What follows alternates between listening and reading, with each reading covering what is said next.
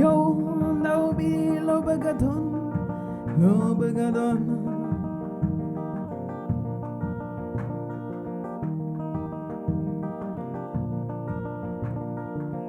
man avocat laa bëgg a doon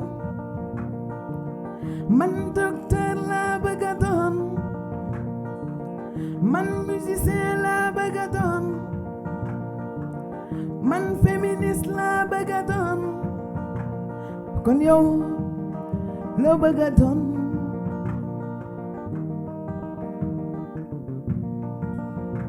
li nga bëgg a doon soo ca dëkkee dinga ko doon li nga bëgg a doon soo ca saxee dinga ko doon li nga bëgg a doon soo ko gëmee dinga ko doon li nga bëgg a doon soo ca dëggoo dinga ko doon kon yow loo bëgg a doon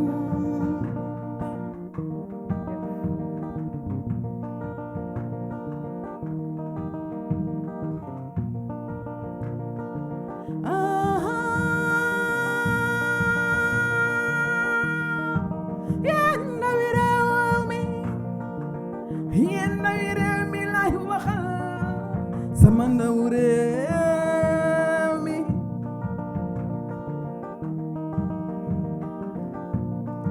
xoolal bul taamu yow mi bul taamu gëmal li nga bëgg a doon soo ko gëmee di nga ko doon yow xoolal fu sori te nga jóg liggéey ndax soo ko defee doo ko rëccu kumba nee na yow soo ko defee doo ko rëccu kumba nee na jóg leen te daani doole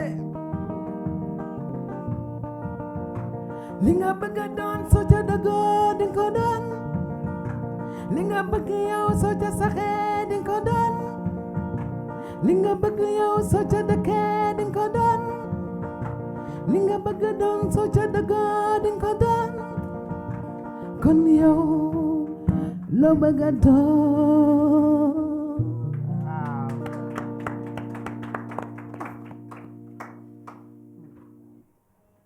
Assalamu alaikum, cher public, chers téléspectateurs.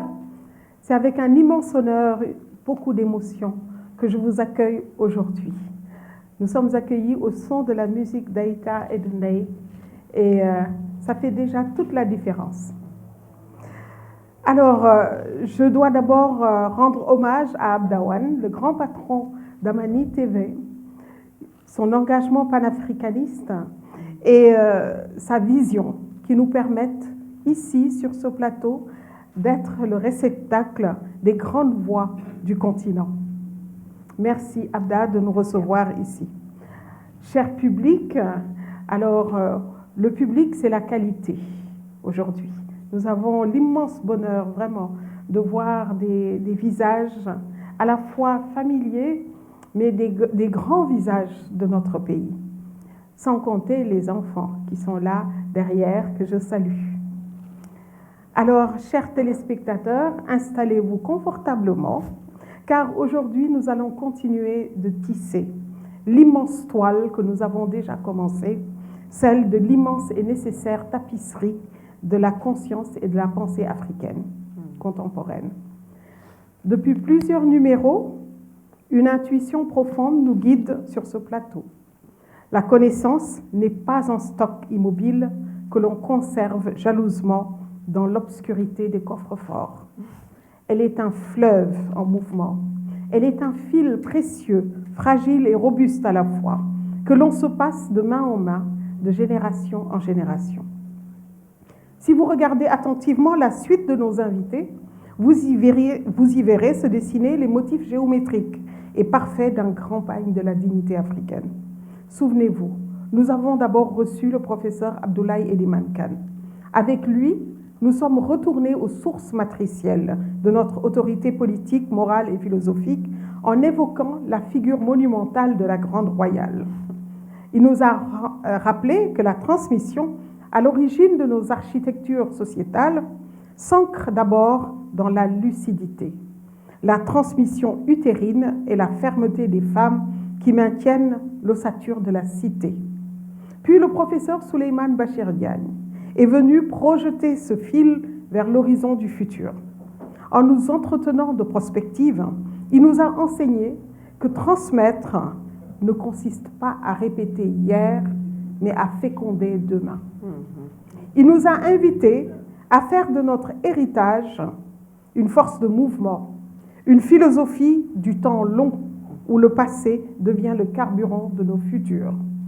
Enfin, tout récemment, le professeur Ousmane Kane nous a conviés à une véritable rupture, secouer le joug des hégémonies académiques occidentales pour explorer avec rigueur et fierté les savoirs non neurophones.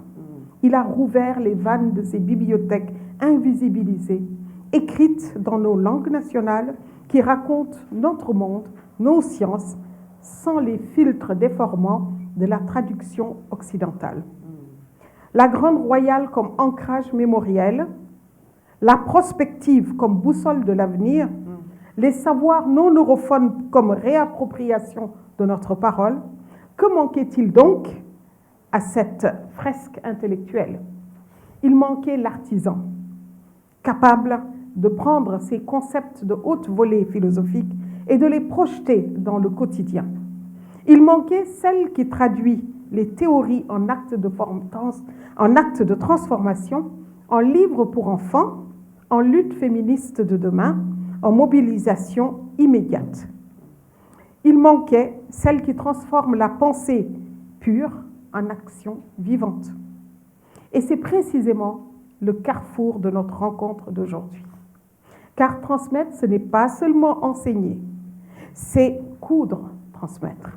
C'est relier la mémoire de la terre à l'audace de l'avenir. Prendre le fil d'or de la Grande Royale, le teindre aux couleurs de la prospective et le tisser dans la langue d'Ousmane Kane, la langue endogène et fière. Pour porter cette immense responsabilité, pour animer cette transmission active, il nous fallait une femme d'exception. Une femme qui n'habite pas le confort des certitudes sédentaires, mais qui vit dans le mouvement perpétuel. Une intellectuelle organique, une praticienne de la dignité humaine, souvent installée entre deux avions, volant d'un bout à l'autre du monde pour en recoudre minutieusement les fragments. De Dakar à Bamako, de Johannesburg à Nairobi, de Selma en Alabama à Santa Cruz en Californie. Cette femme, cette artisane des récits et des luttes au féminin, c'est Koumba Touré. Et quel immense honneur de vous accueillir aussi aujourd'hui sur le plateau d'Amani TV. Bonjour Koumba. Wow, bonjour Fatimata. Quelle émotion.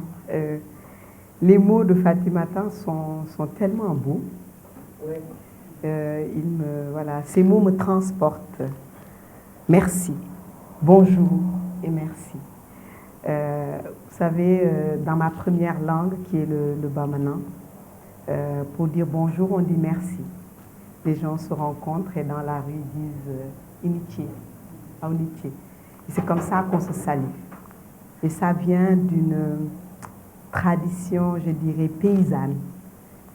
Parce que celui ou celle qui dépasse, celui qui cultive, est la première personne à saluer.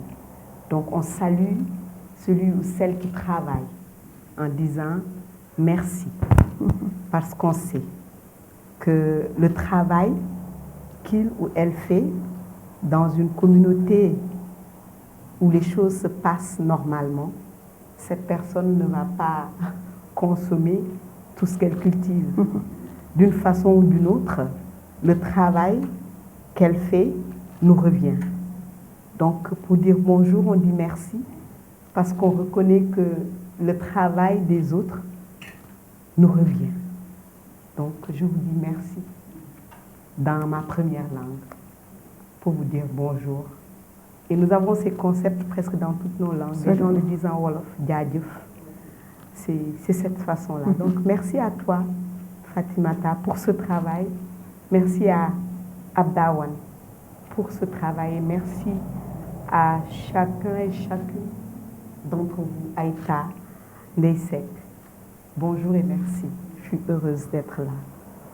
Initié, merci à toi, Kumba. Alors, je vais poursuivre ma présentation. D'accord. Né et élevé dans les souffles croisés du Mali et du Sénégal, Kumba Touré, vous portez en vous cette double sève sahélienne qui ignore et abolit les frontières coloniales. Formé à l'entrepreneuriat, titulaire d'un executive MBA, tu as très tôt compris que pour bâtir des structures africaines durables, la passion militante doit s'allier à la rigueur stratégique. Tu n'opposes pas l'art à la gestion. Tu en fais des armes complémentaires au service de l'impact social. Quand on regarde ton parcours, on découvre un tissu aux 1000 couleurs d'une richesse inouïe. Et sur cette étoffe apparaissent des motifs héroïques, mais trop longtemps restés dans l'ombre. Car qui sont les véritables couturières de notre quotidien?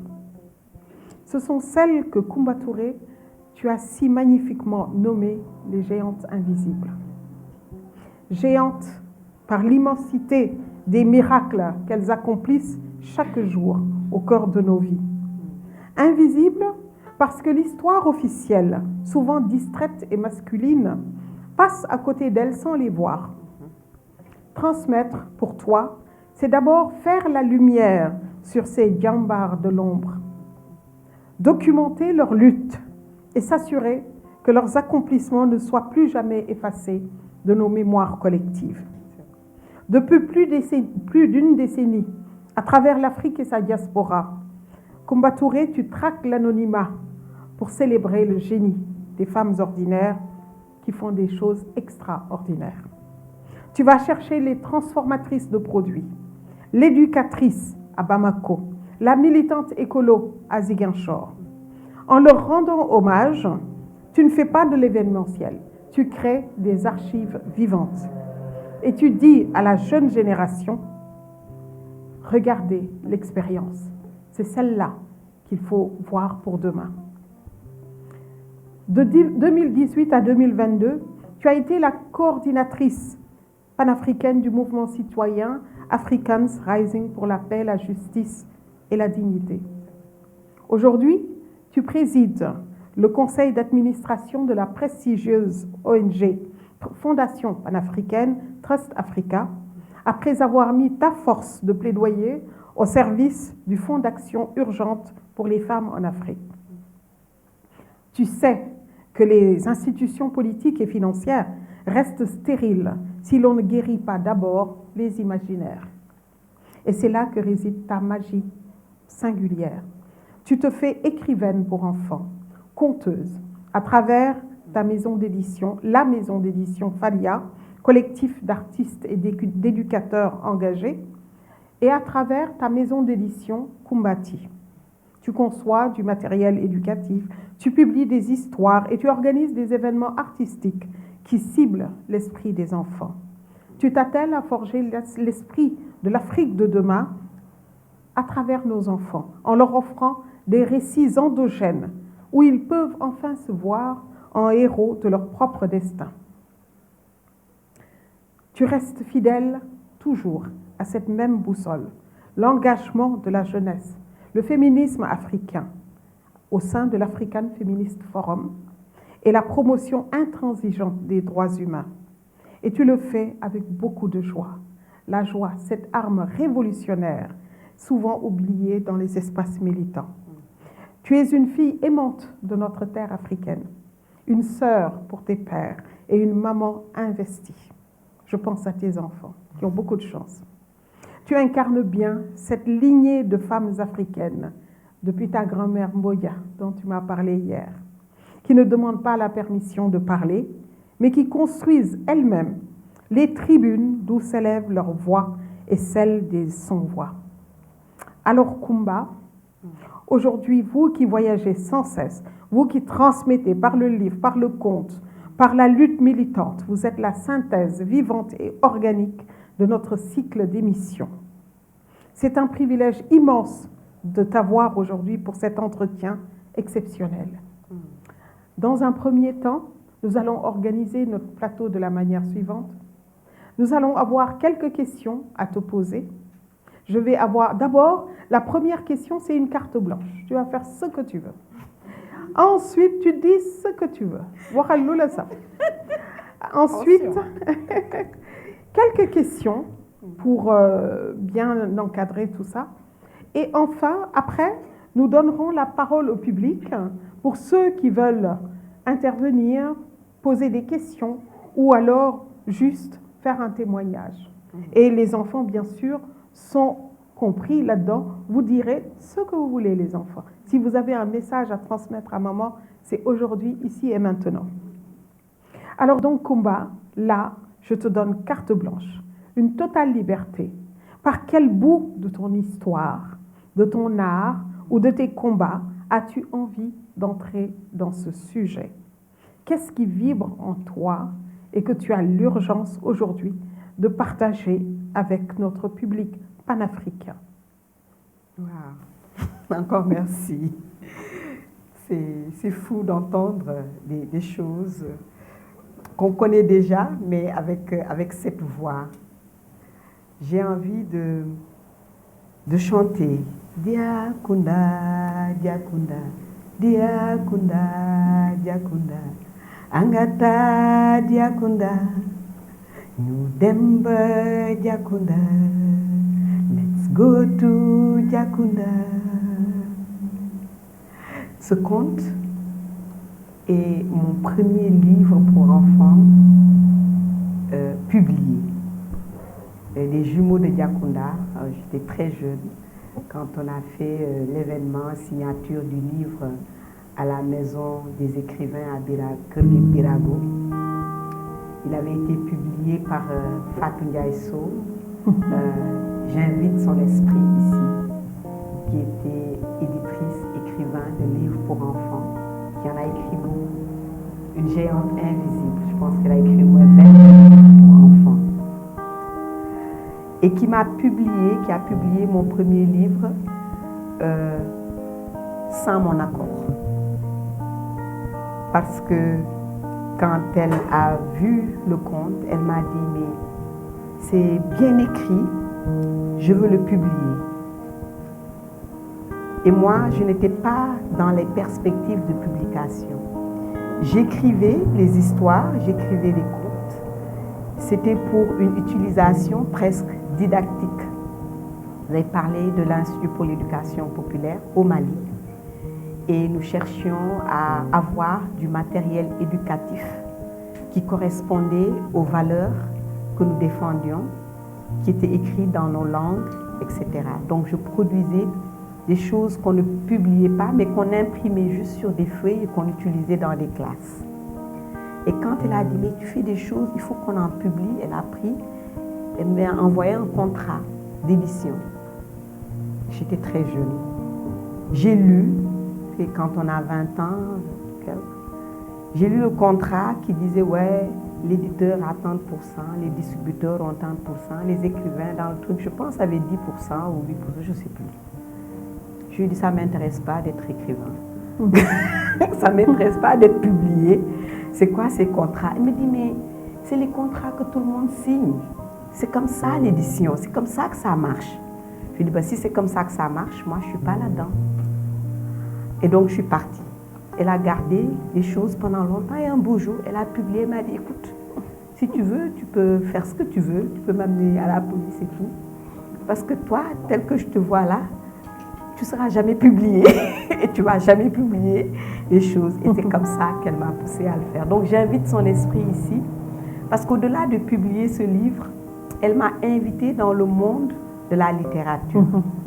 Elle m'a amenée avec elle à NYU, à l'Université de New York, à Yari Yari Tamberi, qui est la conférence des femmes africaines écrivaines. Et je suis jeune et je rencontre toutes ces femmes qui écrivent, qui sont des écrivains. Et je les vois, et je vois les Maryse Condé, j'entends les Maya Angelou, Alice Walker, toutes ces personnes.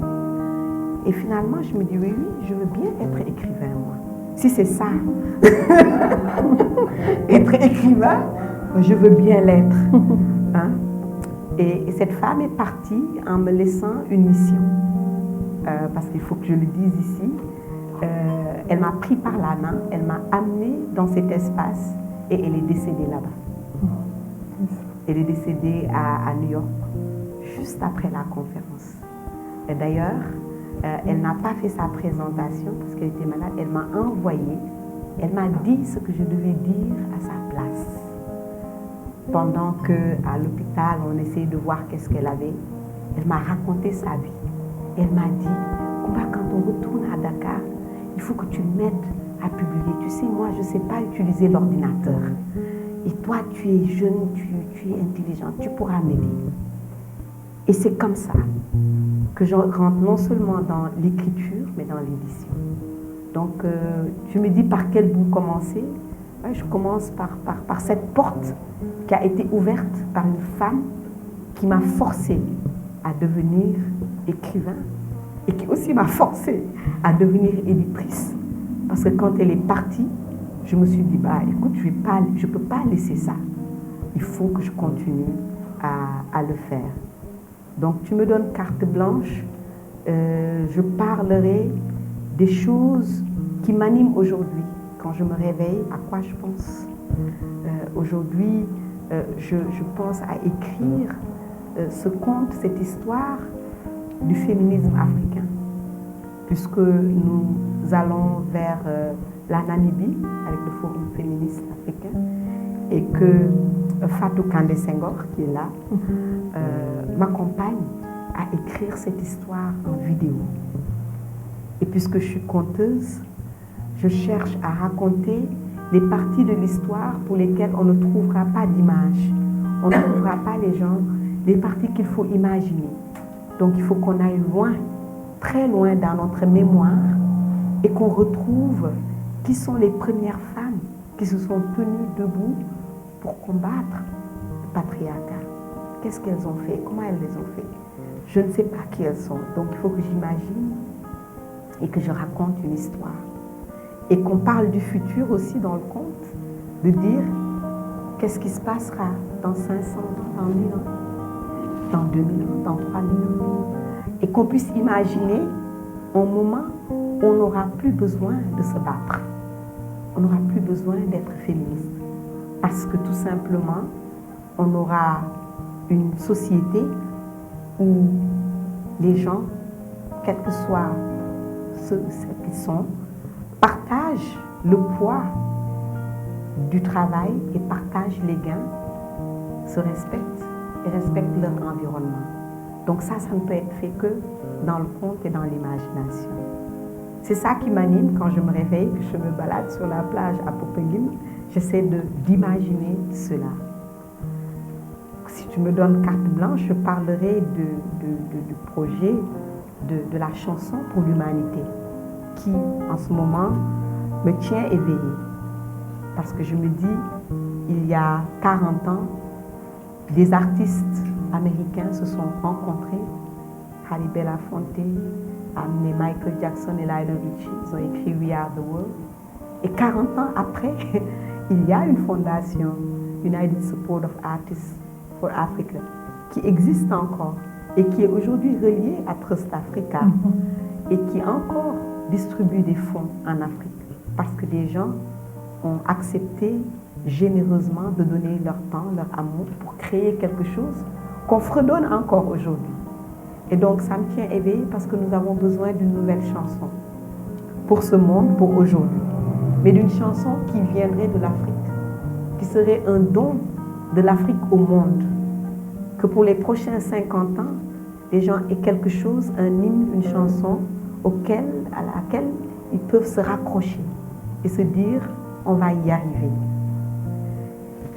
Si tu me poses des questions et que tu me donnes carte blanche, je te dirai les choses dans lesquelles je suis engagée aujourd'hui avec Aïta, avec Deysek, dans la production de ces histoires.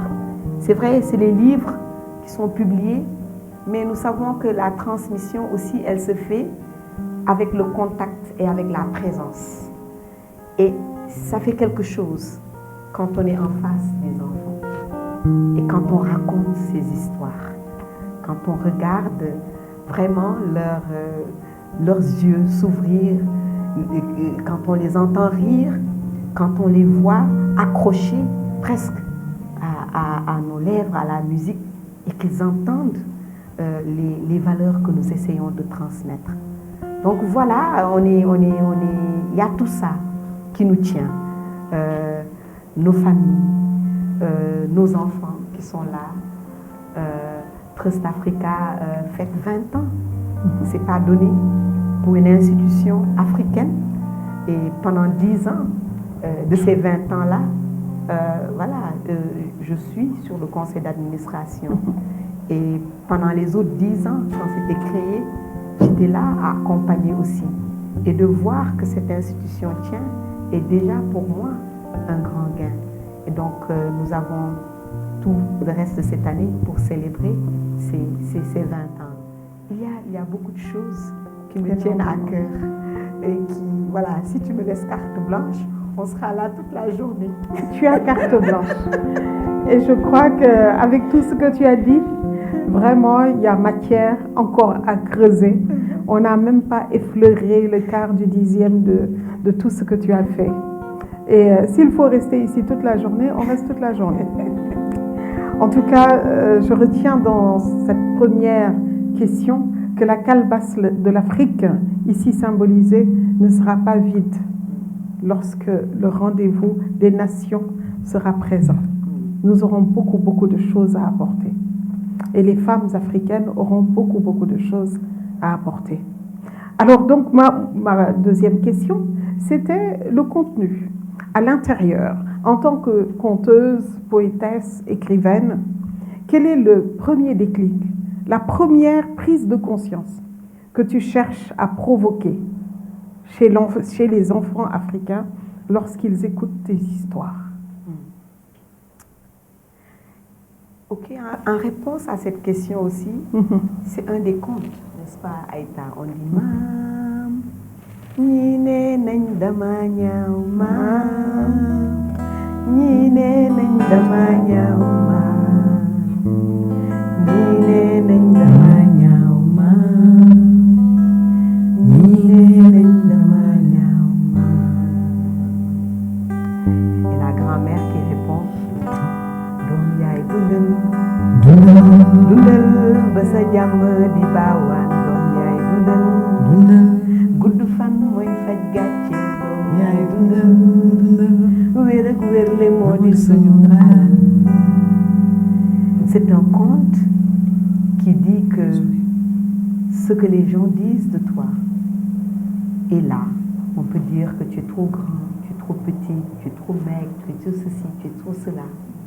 Mais toi, reste vivante et sois en bonne santé, parce qu'un jour viendra. C'est vraiment le premier réveil et c'est le premier déclic que je veux installer chez les enfants. De savoir que être vivant est un don. C'est un don, c'est pas quelque chose que nous pouvons décider. Être vivant, c'est déjà ça, le grand don. Et donc, c'est à partir de là qu'il faut vraiment construire le reste. Et c'est le premier déclic. Et c'est après cela, c'est comment être sûr d'être en relation positive avec les autres. Dans les jumeaux de Diakunda, c'est 2 garçons jumeaux qui vont à la recherche du bonheur, le pays du bonheur, Diakunda, pays du bonheur. Et dans leur démarche, sur leur chemin, ils rencontrent différents esprits. Ils rencontrent une femme, ils rencontrent une vieille personne avec des handicaps physiques et ils rencontrent des enfants. Ils apprennent dans ce chemin à les respecter, à les écouter. Ils apprennent 2 différentes choses. De cette femme, ils apprennent le courage, la capacité de se battre, la chanson. Ils apprennent aussi à cuisiner en tant que garçon. Ils apprennent à se nourrir et à nourrir les autres. Avec le vieux, ils apprennent à communiquer, même avec ceux avec qui c'est difficile de communiquer. Quand quelqu'un n'entend pas ou ne voit pas, pouvoir communiquer, écouter, prendre soin. Avec les enfants, ils apprennent la joie, ils apprennent la confiance. Et quand ils arrivent vers Diakounda, ils sont accueillis et on leur pose ces questions. Savez-vous vous nourrir et nourrir les autres? Savez-vous vous soigner et soigner les autres? Savez-vous être heureux et rendre les autres heureux? Quand on dit oui à ça, on entre dans le pays du bonheur. Quand on dit non, on doit continuer le chemin. Parce qu'en vérité, le livre dit que le pays du bonheur n'est pas une destination. Il est sur le chemin. C'est les petites choses qu'on fait chaque jour qui nous amènent vers cela. Donc ce n'est pas une destination, mais un cheminement. Voilà ces choses qu'on essaie d'installer chez les enfants. Mais au-delà de ça, tu as parlé d'ancrage africain, de façon de penser. Dans Les Jumelles de Bama, qui est le livre qui vient après ça, on déconstruit la notion de, j'allais dire, de maternité. Ça veut dire quoi être mère? Encore des jumelles qui vont à la recherche de leur mère biologique. Parce que dans nos langues, quand on dit mère, quelquefois on est obligé de dire biologique. Parce que nous savons que être mère se fait de différentes façons et sur différents temps. N'est-ce pas? Donc on peut être mère biologique, on peut être mère adoptive, on peut être mère pendant un temps, on peut être mère d'un groupe. Mère ne se ferme pas à la question biologique. Et ce cheminement-là, ces jumelles le font quand elles vont à la recherche de leur mère biologique et qu'elles la retrouvent et qu'elle leur dit « Je suis votre mère ». Et après, elle leur dit « Mais je ne suis pas votre mère ». Parce que celle qui vous a élevé est votre mère. Donc voilà, ce sont ces choses que nous essayons de partager avec les enfants et aussi des questions quelquefois beaucoup plus difficiles. Dans la terrible histoire du Kous, on parle directement des abus sexuels sur les enfants. Des choses dont on ne veut pas parler, des choses qui se passent dans nos communautés, dans nos maisons. Et qu'on trouve dans le conte une façon de toucher, de nommer les choses. Et on donne un vocabulaire aux enfants pour pouvoir dire, si jamais ça arrive, si jamais quelqu'un essaie, ce qu'il faut dire, comment nommer les choses. Et puisque c'est difficile d'en parler, parce qu'en tant que parent, on se dit, bon, si ça n'arrive pas, vaut mieux ne pas en parler pour ne pas traumatiser les enfants. Mais si ça arrive, on regrette de ne pas en avoir parlé. Donc le conte donne un outil. Ça n'a rien à voir avec vous. C'est un conte. Il est là, le vocabulaire est là, et au moins, on a quelque chose au cas où. Voilà. Moi, je t'applaudis parce que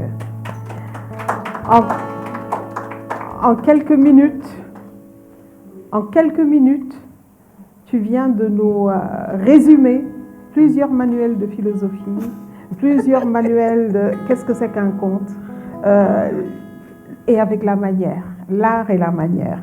Vraiment, je suis tellement fière d'entendre. Tu viens de donner des contenus vraiment fabuleux. Et j'ai envie de te poser la question suivante, à savoir, tu as décidé que les contes ne seraient pas seulement oraux.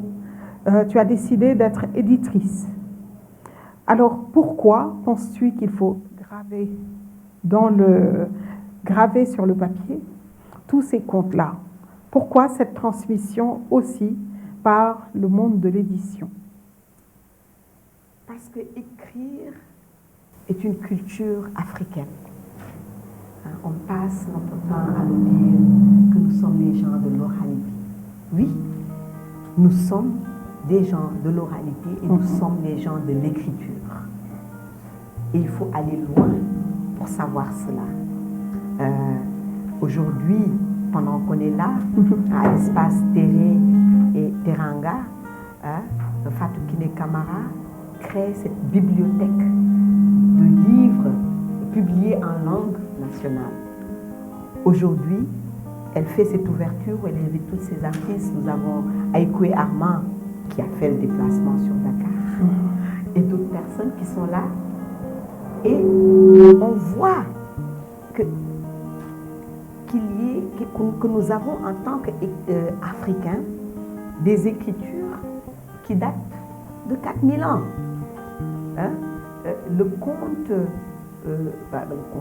l'histoire du paysan, ce livre que je raconte maintenant comme conte, est un texte écrit par un scribe il y a 4000 ans qui raconte l'histoire de ce paysan qui se fait un peu arnaquer par un fonctionnaire, quelqu'un qu'on appellerait un fonctionnaire, il y a 4000 ans. Quelqu'un qui veut lui prendre ses affaires. Et ce paysan est poète. Et donc, il dit avec des mots tellement beaux, mais celui qui doit faire la vérité, celui qui doit faire la justice, si c'est lui qui est corrompu, si c'est lui qui fait les choses, où est-ce qu'on va? Il le dit d'une telle façon que même dans la prison, les gens commencent à écouter et que finalement, l'histoire arrive à l'oreille du pharaon. Et que le pharaon dit, mais laissez-le là-bas, donnez-lui à manger parce que moi, je veux entendre ce qu'il a à dire. Et un scribe vient et écrit tout ce que ce paysan dit de ses fonctionnaires qui ne fonctionnent pas correctement. Et nous avons ce document aujourd'hui traduit en français, en anglais, c'est vrai, mais aussi en Wolof, en Swahili, en Kikuyu, en Pulaar, etc. Donc, écrire est notre tradition profonde. Et Merci. pour moi, cela fait compter est une belle chose et transmet quelque chose de différent, mais l'écriture aussi est un autre modèle et quelque chose qu'on peut avoir seul, lire, apprendre, être face à soi. Et je cite Aïkoué qui dit que la lecture, c'est une façon de pouvoir converser même avec les morts. C'est-à-dire quelqu'un qui a écrit quelque chose il y a 500 ans, on le lit aujourd'hui et on est dans notre esprit en conversation avec cette personne. Donc, écrire et laisser quelque chose pour les enfants. Et nous écrivons pas seulement des contes, ce sont des livres pour enfants. L'exemple, La Même Eau, par exemple, ce livre, ce n'est pas un conte. Il met juste en scène des enfants qui utilisent l'eau et qui se posent la question d'où vient l'eau. Et qu'on lui dit, ouais, mais l'eau du robinet, voilà, le lac de Guerre, machin, on transforme, mais d'où vient cette eau? Oh, il y a la pluie, etc. Mais d'où vient cette eau? Il y a l'évaporation, le cycle de l'eau, scientifiquement, et on réalise tout d'un coup, parce que ça, ce livre, je l'ai écrit parce qu'un de mes enfants m'a posé cette question. D'où vient l'eau? Et je suis arrivée à un moment où il n'y avait que le cycle et où je réalise, mais c'est la même eau. C'est la même eau qui circule entre nous, tous, humains, vivants, les arbres, les animaux. C'est la même eau qui circule entre nous. Et c'est la même eau que nos arrière-grands-parents ont utilisée, que nous utilisons aujourd'hui. La même goutte qui ne fait que ce cycle. Il n'y a pas encore eu d'eau extraterrestre qui soit venue depuis le début. Donc c'est la même eau que nous utilisons et c'est cette eau que nous allons aussi laisser aux générations futures. Donc écrire, c'est aussi ça. C'est écrire ce qu'on réalise. et qu'on puisse partager avec les enfants. C'est une nécessité. Merci pour cette brillante réponse. Et merci de rendre hommage à Aïkoui, cet immense panafricaniste, immense intellectuel africain dont la rencontre à Popenguine, moi personnellement, m'a transformée complètement et m'a remise complètement en question, en déconstruisant certaines choses, en disant que l'écriture fait partie de notre patrimoine africain. Ouais. Voilà, tout le monde pensait que, oui, les Africains, ils savent parler, transmettre de griot en griot. On ne savait pas, peut-être pas, que notre culture était également écrite, était gravée à la fois dans le marbre des pharaons et même avant, bien avant. Hein? Et cette histoire que tu racontes, des fonctionnaires qui ne fonctionnent pas, c'est tellement actuel. C'est tellement actuel. C'est-à-dire qu'il y a 5000 ans, hein, il y a 4000 ans, les Africains savaient déjà ce qui se passerait en 2026. Ces fonctionnaires qui ne fonctionnent pas. Merci Kumba pour cette brillante réponse, vraiment magnifique. Alors la prochaine question concerne un de tes projets phares, quelque chose que tu as mis en place il y a quelque temps et qui est absolument fondamental pour les femmes. Ton projet, Les Géantes Invisibles, met en lumière des femmes exceptionnelles mais souvent ignorées. Comment vas-tu à leur rencontre sur le terrain? Comment trouves-tu tes géantes invisibles? Et qu'ont-elles à nous apprendre que l'histoire officielle a oublié de nous raconter? Wow, il y en a tellement ici, ces géantes invisibles, elles sont là. Fatou est là, Fatouba Diop est là, Ami Diop Sek est là, Aïta Senghor et les Sek m'ont toujours accompagné dans ce projet. Fatou Kandé, Awa, la moussereuse est là. Et derrière, Adama Boui est là. C'est fou. C'est une aventure qui dure, je dirais, qui s'est réveillée en 1996. On a parlé un peu de Selma, de Alabama. Et je suis allée à la marche pour les droits civiques à Selma, Alabama. Cette marche qui commémore la marche de Selma à Montgomery avec le révérend Martin Luther King, tous ces gens qui avaient fait ce travail-là, cette commémoration. Et j'ai rencontré des femmes. J'ai rencontré Amelia Boynton, qui, 20 ans avant la marche, avant que Martin Luther King ne vienne à Selma, travaillait déjà à Selma pour le droit de vote et avait déjà attaqué l'État pour le fait que les Noirs ne votent pas là-bas. Et qui, dans leur organisation, avait invité Martin Luther King à venir là-bas. Et je me suis dit, mais comment ça se fait que je n'ai jamais entendu parler d'elle, que je ne la connais pas? Et il y avait beaucoup comme ça.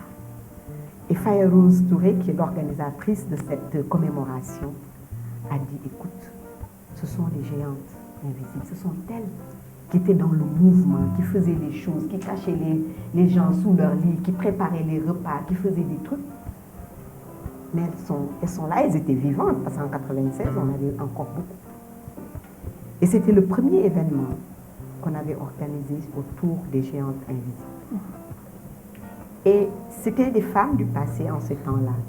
Et moi, j'ai décidé, je me suis dit, si c'est si difficile pour nous d'aller chercher dans l'histoire les femmes, parce qu'on les a effacées, parce qu'on ne parle pas d'elles, parce que ce n'est pas écrit, qu'est-ce qu'on peut faire aujourd'hui pour que cela n'arrive pas à nos enfants et à nos petits-enfants?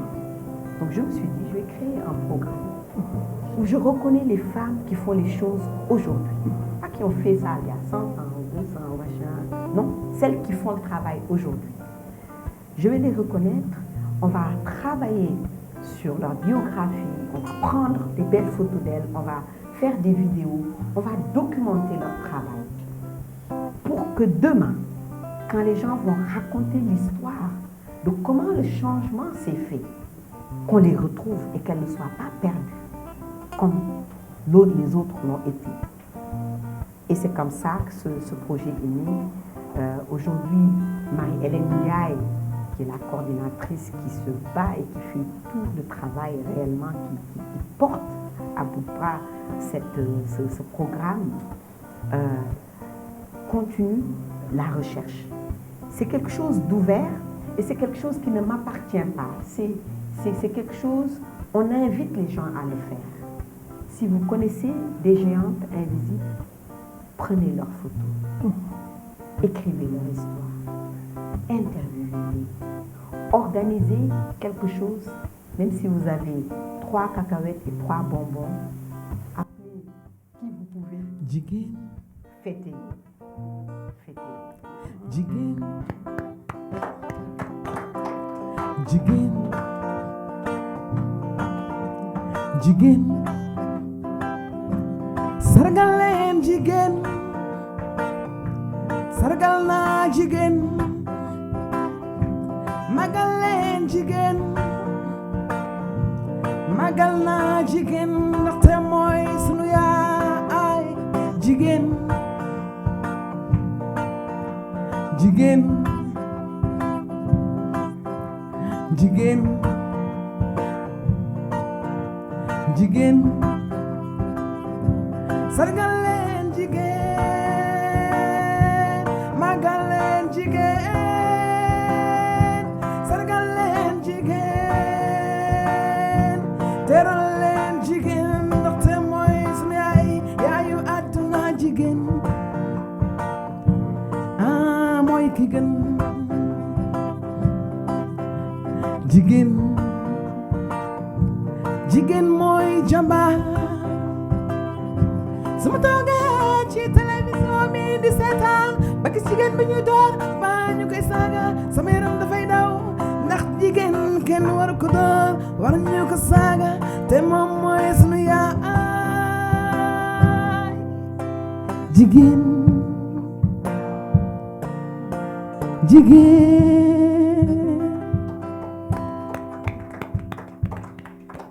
Et ça continue. L'aventure des géantes invisibles, maintenant, oui, c'est partout, c'est panafricain. Nous l'avons fait en Tanzanie, au Ghana, ici au Sénégal, à tellement de lieux, avec tellement de groupes, et ça continue. Dans tout le Sénégal, nous avons été à Tété, nous avons été à Ziguinchor, nous avons été à Kédougou. Partout, on trouve des femmes qui nous... Quand nous les regardons, nous nous disons « Waouh, ces femmes sont là, elles existent, elles font ça. Comment c'est possible ?» Vous en savez quelque chose, vous bougez. Et dans tous les domaines, dans le design, bon, bien sûr, nous avons nos amis, les nounous et tout, mais vraiment partout, au fin fond des villages, on trouve une femme qui décide de créer un orphelinat quelque part derrière Kédougou et qui élève des poulets pour tenir cet orphelinat. C'est-à-dire, il n'y a personne qui lui donne quoi que ce soit. C'est elle qui élève ses poulets, qui les vend et qui tient cet orphelinat tranquille quelque part. Exactement. Et que ce soit au Sénégal ou dans toute l'Afrique, ce sont les femmes qui portent en fait l'économie, qui portent la cohésion sociale aussi. Mais comment faire en sorte que cette puissance de terrain que l'on observe se transforme en un véritable pouvoir de décision politique et sociétale? Alors c'est ça, le travail. Et pour le moment, les temps ne sont pas en notre faveur. Et donc, ce que nous pouvons faire, c'est travailler là où nous sommes, avec ce qu'on peut et les gens. Et vous le faites toutes. Les Awa, les Nounous, les Fatou Kandé, les Adama, les Aminata. Chacune fait son travail dans son coin. Parce que quand Ami Diop rassemble les femmes à Ndayan et qu'elle dit, écoute, il nous faut une boutique. On fait une tontine, chacun donne 10 000 francs, on achète comment on appelle ça, ce qu'il faut pour la maison. Et chaque mois, la tontine, tu prends du riz, de l'huile, des choses dont tu as besoin pour la maison. Et c'est comme ça, petit à petit, qu'on va créer cette boutique. C'est une puissance petite, mais ça marche. Et chacune de nous doit continuer à faire ce travail de profondeur.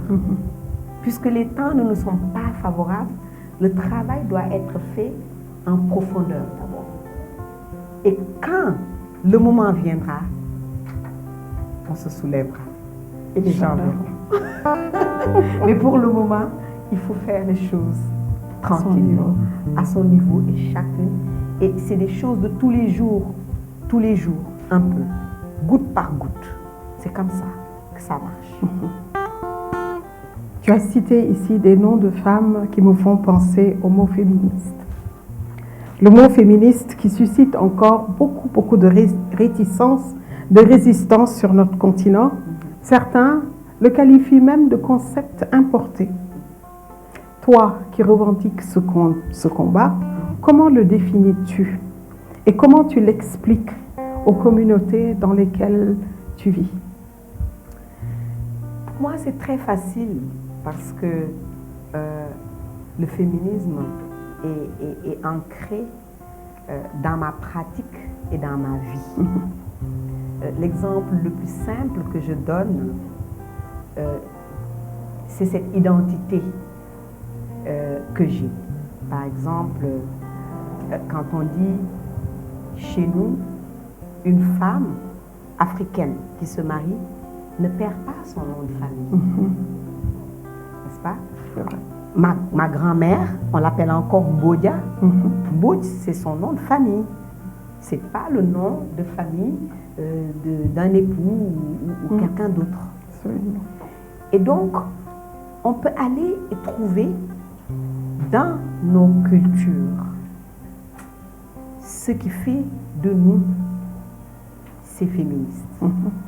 Parce que ce n'est rien d'autre que de dire que nous sommes des humains à part entière qui avons des besoins, des défauts, des capacités, des lacunes et qui avons besoin d'autant d'opportunités que tout le monde et qui avons droit à autant de joie que tout le monde. Ce n'est pas plus compliqué que ça. C'est tout simplement une question de justice sociale. Ce n'est rien d'autre que cela. Et je le disais à l'entame de mon propos, que je compte et je rêve du jour où on n'aura plus besoin d'être féministe parce que on sera dans des sociétés qui nous voient tels que nous sommes, qui nous connaissent, qui nous reconnaissent, qui nous accordent notre part de bonheur. Merci de terminer sur ce mot bonheur. Je pense que dans un deuxième temps, nous avons besoin de souffler un peu parce que tu as dit énormément de choses.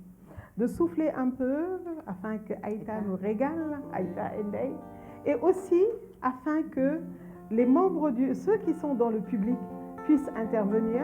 Vous pouvez vous inscrire sur une liste, peut-être on va faire circuler une liste. Vous allez pouvoir intervenir comme vous le souhaitez, avec grand plaisir. Je vous donnerai la parole et on reprend après les questions, après la petite pause. Voilà.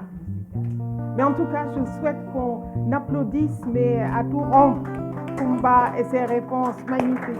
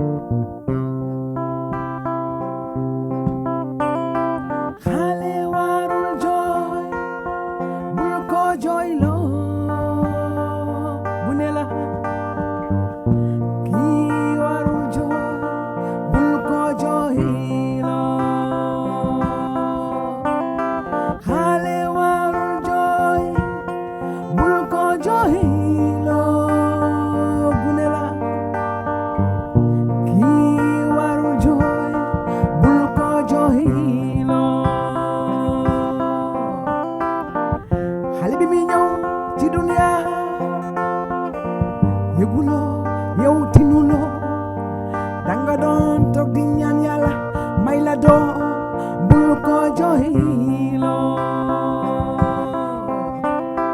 Ibama famale jalya xale waru jooy nan ko nax ayo nen tuuti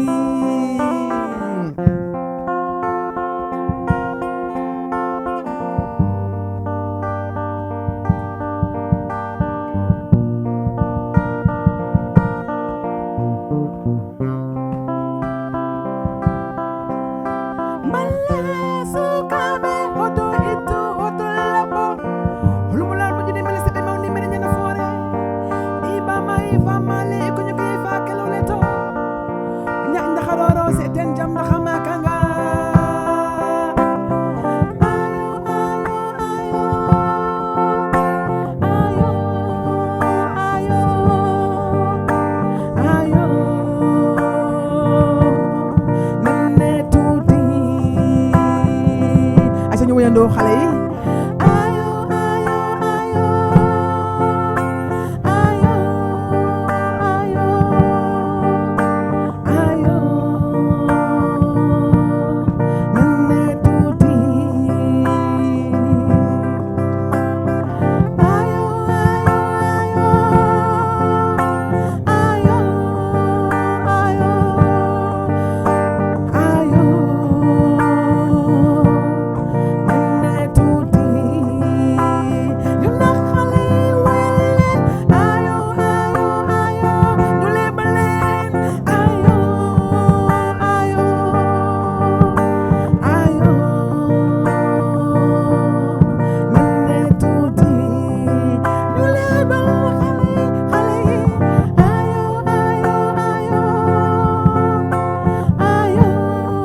ayo ayo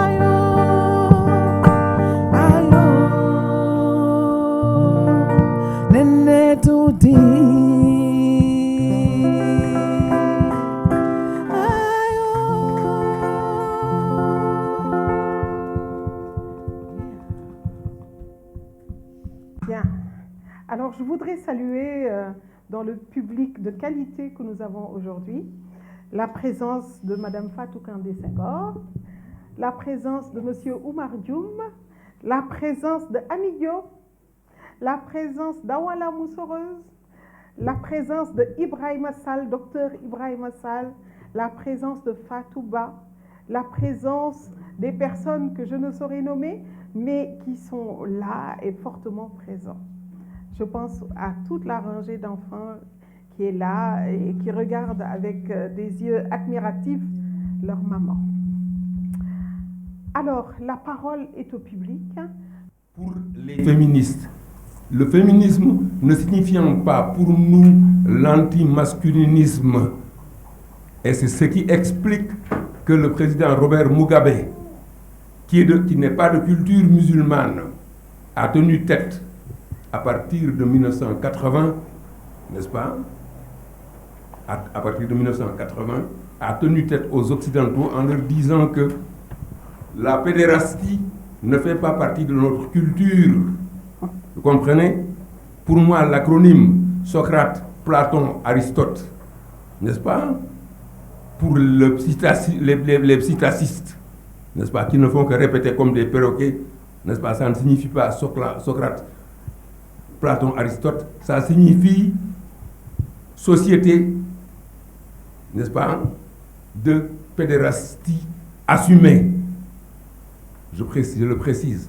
Ensuite, pour le nom de famille dont vous avez parlé, pour les femmes, la première députée, bien avant le Québec que nous avons eu, et j'ai fait cette mise au point à une dame qui s'appelle Lisiane Gagnon, dans la presse, qui est le journal, n'est-ce pas, francophone le plus ancien d'Amérique du Nord, qui avait d'abord écrit la bêtise que nous n'avions pas d'écriture avant. Je lui ai demandé si elle connaissait donc le métro Villa Maria, où il y a un restaurant éthiopien, où il y a l'écriture gaise, qui est l'une des plus anciennes écritures au monde, où on ne met à nu une femme. Si on le fait, ce sera un scandale pire que le meurtre. Merci à Diaram. Voilà. Awa la mousseuse.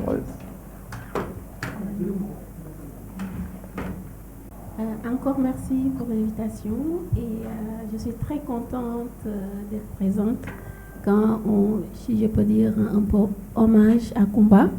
Kumba, je pense que quand on parle d'elle, tout le monde sait comment elle est investie et aussi agit, transmet aussi bien pour les femmes, aux femmes et aux enfants.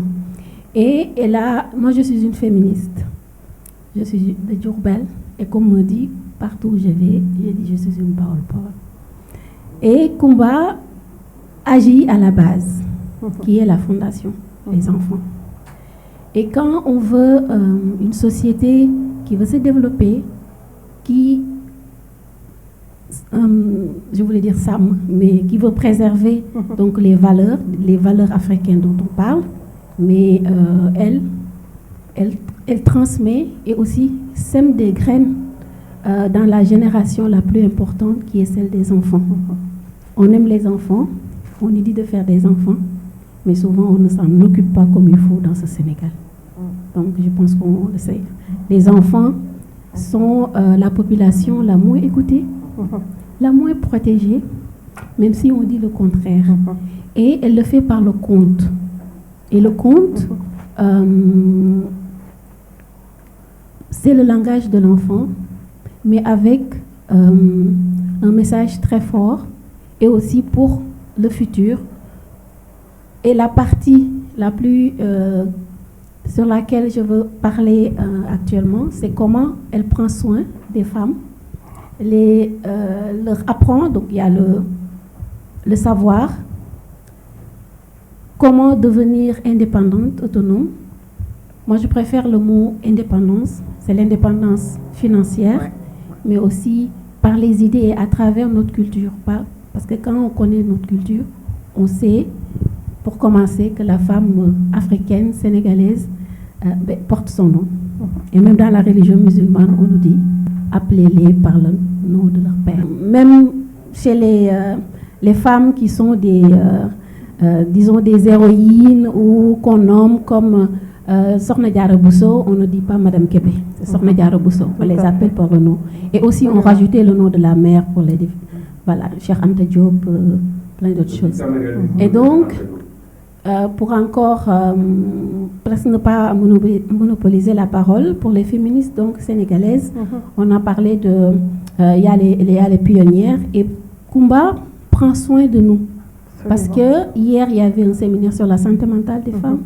Et ça, c'est important. Parce que quand on veut transformer, quand on veut transmettre, il faut, comme le dit le bonheur, il faut être heureuse soi-même, prendre soin de son corps, prendre soin de tout, pour pouvoir transmettre.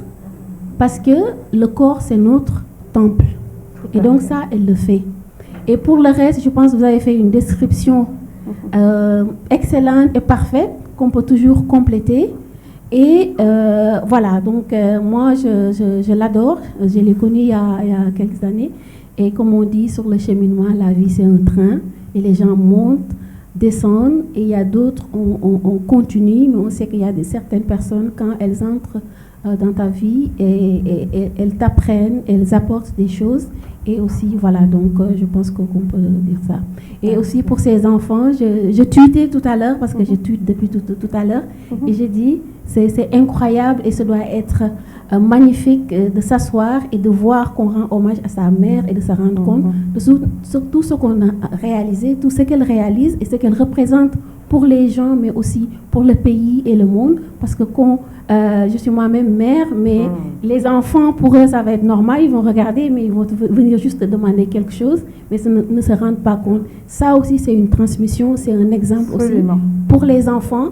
Et qu'on voit nos mères et qu'ils voient leur mère en tant que personne humaine, mais pas seulement une mère. Voilà, merci. Merci infiniment, Awa, de le rappeler. Merci. Il y a une main qui s'est levée là-bas derrière. Merci. Je pouvais passer toute la journée à parler de Kumba. Oui. Si je Kumba. Mon médicament là. Je rejoins Awa. Kumba dafay fajaate. Mais pour parler de combat, il faut aussi parler de ses parents. Il faut parler de sa maman. Elle a hérité beaucoup de sa maman enseignante. Moi, je ne connaissais pas Kumba. Je connaissais sa maman. Je connaissais Fatou Sow. Et c'est extraordinaire que je connaissais Fatou Sow qui me disait, Adama, ma fille vient faire des ateliers avec les enfants. Je ne l'ai pas fait. Et c'est après son décès, vraiment, après son décès que j'ai connu Kumba, et qui me dit, Adama, et qui me parle de Falia. Je dis, mais Falia, c'était Tata Fatou Sow, et elle m'amène les enfants de Falia. Ça, je te remercie pour ça. C'est une géante, c'est elle la géante. Moi, je ne savais pas ce qu'elle faisait quand elle me nommait géante invisible. Je suis venue comme ça, et voilà, c'est elle la géante. Moi, je voulais parler d'elle toute la journée. Elle accompagne les femmes artistes comme moi. J'ai un groupe d'artistes avec lequel elle est artiste, elle est dans notre groupe du collectif des plasticiennes du Sénégal depuis longtemps, qui nous accompagne psychologiquement, de temps en temps financièrement, et c'est quelque chose. Kumba, je pourrais parler toute la journée. J'ai tellement de choses. Et un grand merci à ta maman, qui a enseigné mes neveux, qui sont des patrons maintenant, une bonne enseignante. Kumba a hérité de ça. Merci Kumba. Merci. Merci pour ce magnifique témoignage. Elle, c'est Adama Boy. Voilà, merci Adama. Présidente du collectif des femmes plasticiennes. Merci. Beaucoup de choses. Assalamu alaikum. Alaykoum salam. Bonjour à tous. Tout à l'heure, tu as posé la question de savoir pourquoi est-ce que... Comment faire pour que cette... comment tu as dit ça? Cette puissance des femmes soit... Une vraie politique se transforme en politique, se traduise de manière réelle. Alors, ce que je voudrais dire par rapport à cette question, c'est que les femmes, à travers l'Afrique, ont fait pas mal. En tout cas, au Sénégal, elles ont fait beaucoup. Je pense notamment à toutes les réalisations de l'association des femmes juristes du Sénégal. Je pense à toutes les réalisations d'une association qu'on appelle le Conseil sénégalais de femmes. Pour être bref et ne pas monopoliser la parole, je vais dire simplement que les femmes de la JS se sont battues dans plusieurs domaines, et les plus saillants vont être la fiscalisation équitable pour les femmes, n'est-ce pas? Elles ont gagné ça. Il y a le combat pour la criminalisation, n'est-ce pas, des violences, du viol, n'est-ce pas, du viol. Vous connaissez cette fameuse loi qui, à mon avis, a besoin d'être vulgarisée, parce qu'on a cette recrudescence, n'est-ce pas, de ce fléau. Et à mon humble avis, c'est parce que le travail n'est pas achevé. Il faudrait, quand il y a une loi, au lieu de que tout le monde dise nul n'est censé ignorer la loi, qu'il y ait de la vulgarisation et que personne n'en ignore, nul n'en ignore. Il y a, n'est-ce pas, l'obtention de la nationalité sénégalaise par les femmes, par la maman. C'est pas mal ça non plus. Le COSEF, vous connaissez le COSEF, a obtenu la loi sur la parité. Vous avez vu toutes les femmes qui sont à l'Assemblée? Je me souviens quand j'étais jeune, il y en avait 8, 9, 7, 18 à un moment, bon bref. Maintenant, on n'a pas la parité totale parce qu'il y a le mode de scrutin qui fait que ce n'est pas possible. Il n'y a pratiquement pas de femmes tête de liste. Mais nous avons quand même, sur 165 députés, on a plus de 70, hein, n'est-ce pas? Ou près de 70. Donc les femmes, en Afrique, en tout cas au Sénégal, ne croisent pas les bras, n'est-ce pas? Absolument. Je leur rends hommage, mais je vais aussi rendre hommage à Fatou Sow que j'ai connue, n'est-ce pas? Qui s'est beaucoup... Cette femme était d'une résilience extraordinaire. Je l'ai connue. Kumba, je pense que la prochaine sur la liste des femmes, des géantes invisibles, ça va être toi, je crois. Pour tout ce que tu as fait, je te connais depuis de longues années. Je rends hommage à ta maman aussi, parce que ce qu'elle a fait, c'est ça aussi le produit. Donc on lui rend hommage et on lui souhaite une très longue vie. Bravo, Koumba. Eh ben, merci Fatouba de l'AJS et de la COSEF de rappeler ces victoires féminines qui menaient de hautes luttes. Elles sont tellement rares qu'il est bon qu'on le sache. Je voudrais saluer mesdames Ndibou Sissé et Sirandou Sall qui sont ici dans la salle. Voilà. Merci d'être là. Et vraiment, vos interventions sont absolument fabuleuses. Merci Fatou. Et je voudrais maintenant donner la parole à monsieur Dr Ibrahima Sall. Dr Ibrahima Sall, humble mais très grand. Salam alaikum. Bonjour à tout le monde. Salam. Donc, merci pour l'invitation. C'est pas facile pour moi de parler de Koumba. C'est facile, j'ai beaucoup de choses à dire. En même temps aussi, carte sur table, c'est aussi ma patronne aujourd'hui. Donc je ne peux pas dire des choses. Non, il n'y a rien de problématique. C'est vraiment, je crois que l'hommage est bien mérité. Et elle nous surprend toujours. Parce que souvent on la prend au dépourvu. On a organisé au mois de mai une rencontre ici au début mai. Et elle arrive à la fin, on lui dit écoute, il faut dire les mots de clôture à cette rencontre-là. Et elle le fait d'une manière, on dirait qu'elle a passé des mois et des mois à préparer ça. Et donc c'est ça un peu aussi la grandeur. C'est une grande intellectuelle. C'est une comment on dit, conteuse, storyteller. Et pour ce qu'elle fait par rapport aux femmes géantes invisibles, tout ça, je pense que les gens ont fait ce témoignage. Mais ce que je veux apporter comme témoignage, en fait, c'est comment le féminisme, l'orientation féministe et cette dimension d'écrivaine, tout ça, c'est que ça apporte à notre travail, au travail qui a priori n'est pas identifié à ça. Dans les réunions de board, dans les rencontres internationales que nous organisons, je pense que c'est dans la pratique qu'elle montre quelle est la richesse de cette perspective-là et comment ça peut enrichir en fait, et approfondir la réflexion qu'on a sur les questions. Je pense que c'est vraiment là où ça se voit en pratique. Et quand on est entre soi, féministes, on discute, on est souvent d'accord.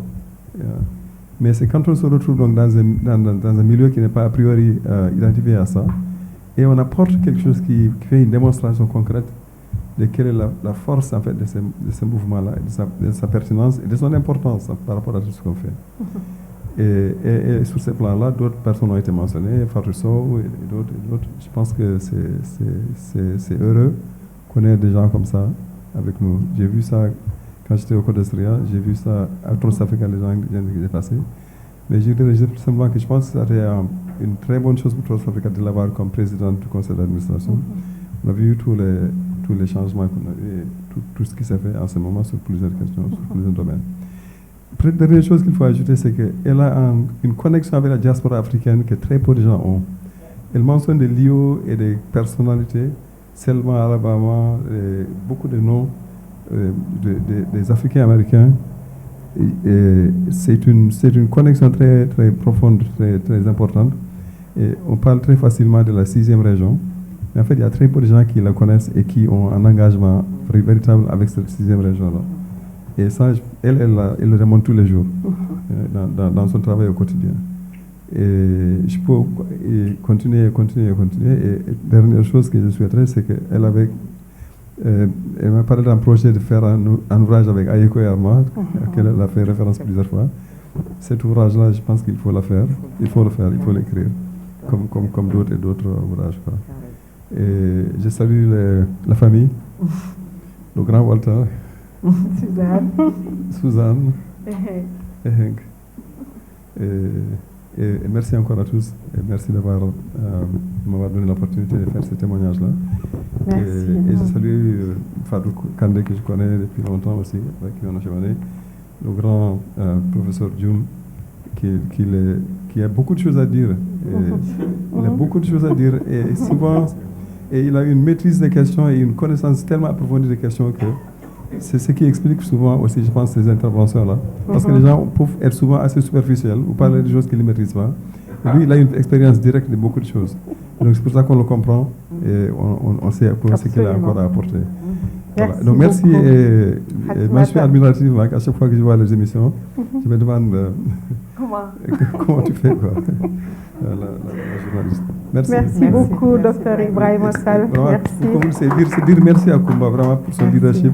C'est très agréable de travailler avec elle comme présidente, parce que c'est pas la hiérarchie qu'elle voit, c'est en fait tout ce qu'il y a au-delà de ça, quoi, les valeurs fondatrices et qu'il faut continuer à défendre dans un monde compliqué, dans le monde où ces choses-là sont en train de disparaître. Donc je pense que c'est un combat courageux, c'est un combat qui est vital pour notre avenir. Donc merci encore une fois. Merci beaucoup. Alors avant de passer la parole à Koumba, on va d'abord écouter Fatou Kandé Senghor, qui est là parmi nous. Comment parler de soi, comment parler du miroir, de l'ami,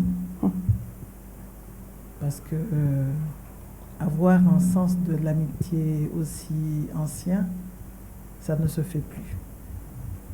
Quand on dit qu'on a une amie,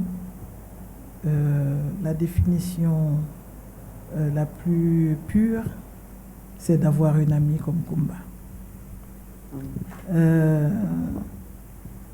Je l'appelle la jumelle, même si on a des traits de caractère très très différents. Parce qu'avec le temps, nous, on a appris à filtrer qui vient dans notre entourage, avec qui on fait les choses, avec qui on fait les choses concrètes dans un temps donné, puisque surtout passé nos 50 ans, on est devenu très conscient qu'il fallait faire très vite. Et Koumba n'a pas changé d'un iota. Elle ramassera toute personne qui a besoin d'un mot, d'un regard, d'un temps, d'une information, d'un coup de pouce, d'un je ne sais quoi. Et je rentre toujours très inquiète en me disant, mais est-ce qu'elle va y arriver? Est-ce qu'on va la revoir l'année prochaine? Et je sais pourquoi elle est là. Elle est là parce que quand les choses se raréfient, le Tout-Puissant auquel nous croyons nous jette quelques personnes que les Sénégalais aiment appeler Waliou. Waliou, on les cite souvent très masculin. Waliou ci jigéen la fekk baax. Et Koumba, pour moi, c'est le Mali. Chaque fois que je vois le Mali, là, ce qu'il traverse, je me dis, mais il faut qu'il fasse vite, parce que nous, on a une maison là-bas, quoi.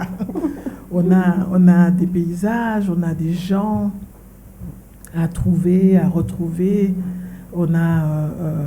C'est le pays de notre liberté. C'est le pays de notre communauté de femmes, parce que quand on va au Mali avec Koumba, il n'y a aucune porte qui est fermée. C'est un truc, mais de fou. Les accès qu'on a au Mali, nous qui ne sommes pas maliennes, ici au Sénégal, on ne les a même pas. Et je me dis, mais cette petite femme-là, depuis les années que je la connais, c'est comme porter un badge.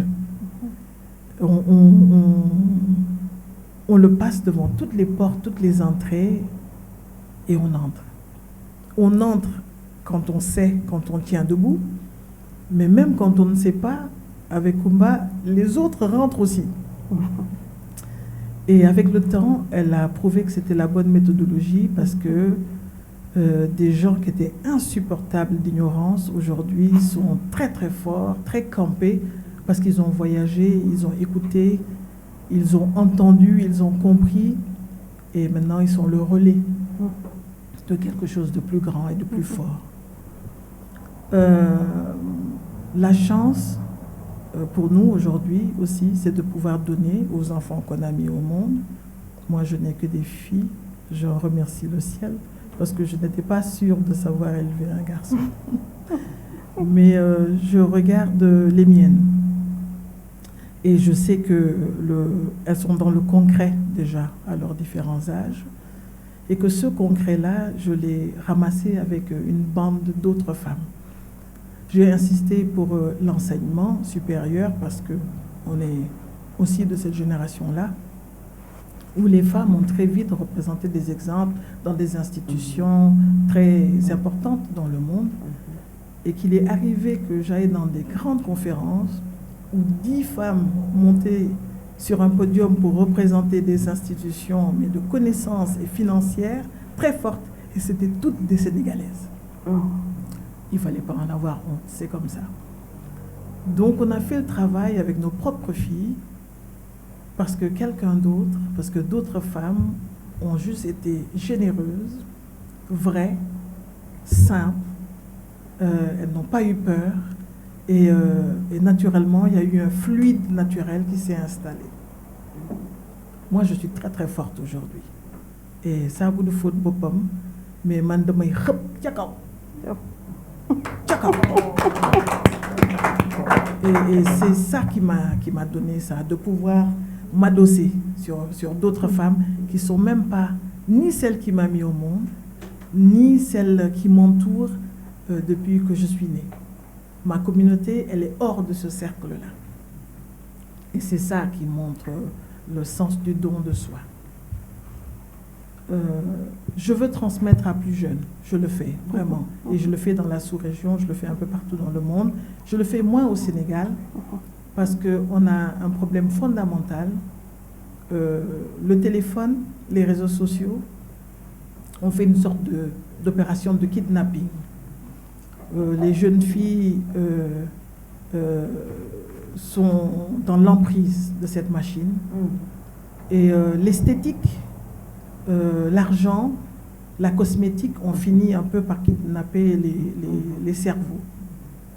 J'espère pour elles qu'on va en sortir vite, parce qu'on n'a pas abandonné le corset pour y retourner juste pour des festivités. Ça rend notre travail un peu plus difficile aujourd'hui, mais je reste persuadée que quand tous les autres grands pays auront commencé à limiter les balades sur les réseaux sociaux, que nous aussi, à un moment donné, on va commencer à y réfléchir et trouver les bonnes astuces. J'ai pris du temps, je m'excuse. Mais yes, family is gathered and the seeds will not die. Ibrima, tu as disparu. Parce que sans Ibrima Sall aussi, il y a des chemins que nous n'aurions pas parcourus. Et heureusement, chez les hommes comme chez les femmes, l'esprit féministe circule encore. Merci.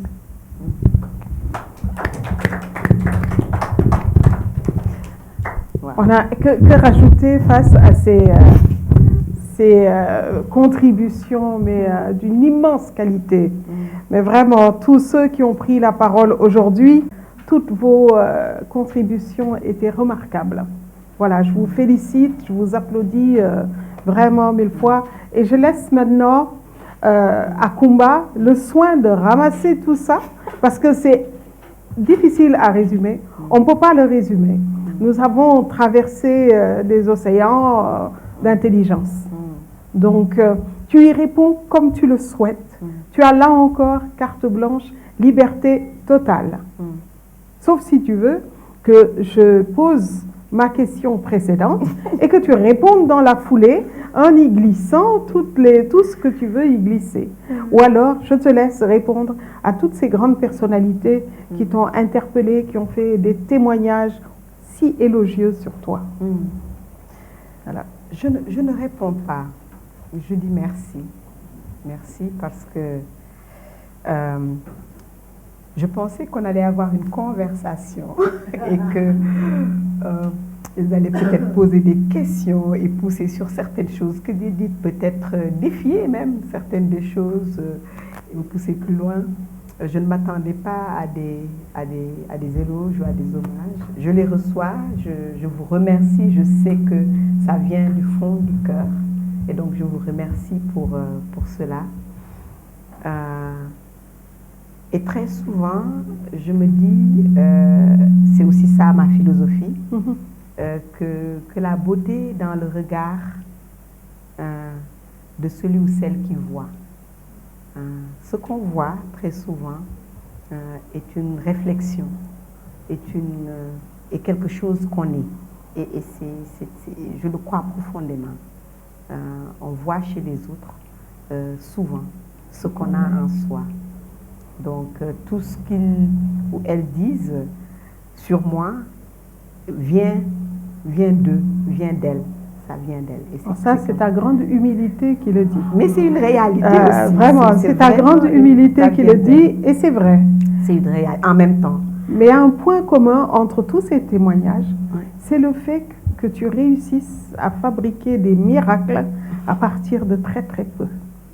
C'est une constante féminine. Hein. Les femmes, vous leur donnez quelque chose, elles vous le multiplient. Vous leur donnez 1 franc, elles le multiplient. Elles en font des choses extraordinaires. Et c'est cela que tu pousses avec un talent incroyable. Je me dis, je l'ai appris aussi des femmes. On a parlé de ta maman tout à l'heure. Oui, on a parlé de ma maman. Et toi, tu as fait un post il n'y a pas longtemps. Et tu as parlé du fait que tu allais au marché quand tu étais petite. Oui. Moi, j'allais au marché quand j'étais très petite. J'allais au marché Nguelon. Et moi, Castor. J'étais très petite parce que j'étais l'aînée. J'étais l'aînée de ma mère et il fallait aider.